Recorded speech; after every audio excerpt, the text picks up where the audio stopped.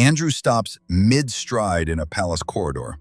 A staff member drops into a standard curtsy. He stands over her, refusing to move, and commands a single word: lower. Inside Royal Lodge, 72 teddy bears were arranged on his bed, according to a laminated map. A misplaced limb or an open curtain triggered a practiced roar staff called the bellow. This record of the institution's internal friction continues here. Subscribe to stay with the story. In late 2025, 40 former employees broke years of non-disclosure agreements to speak with historian Andrew Lownie. They acted only when they saw the prince's institutional protection had vanished. By May 2026, public favorability for Andrew plummeted to negative 82%. The man who once demanded deeper curtsies now sits in a house where the staff are no longer silent. The next legal challenge is already in motion. In 2016, Andrew sent a formal memorandum to the Queen demanding working royal status for Beatrice and Eugenie. The proposal included state-funded SO1 police protection and a permanent public budget. Elizabeth II issued a refusal within hours. In 1936, George VI denied Wallis Simpson the title of Her Royal Highness. By excluding the Duchess of Windsor from the inner circle, the king ensured the abdication scandal remained outside the palace gates. Sarah Ferguson's history made this distance a requirement. In 2011, she accepted £15,000 from Jeffrey Epstein to pay off debt.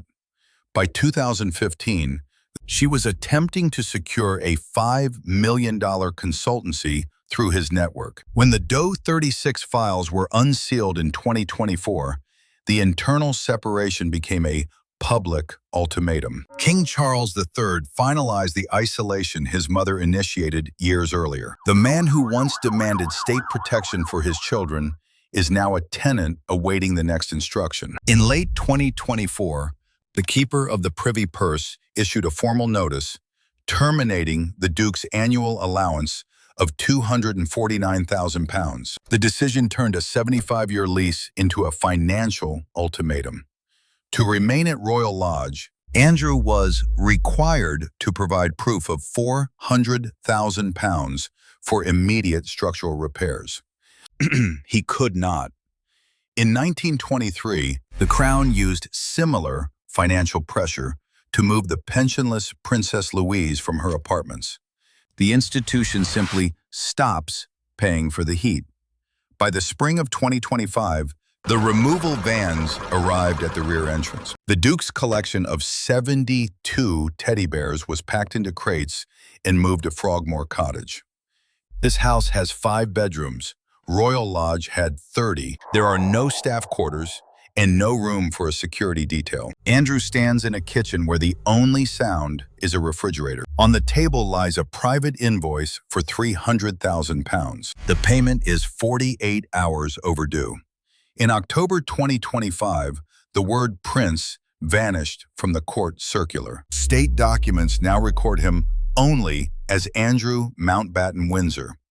Unlike Edward VIII, who was moved to a French villa, Andrew remains on the grounds, a physical presence within a legal void. He is the first son of a sovereign since the 17th century to lose all military honors and his style while resident in the country. The institution has surgically removed him from its ceremonial fabric. The isolation now reaches the next generation.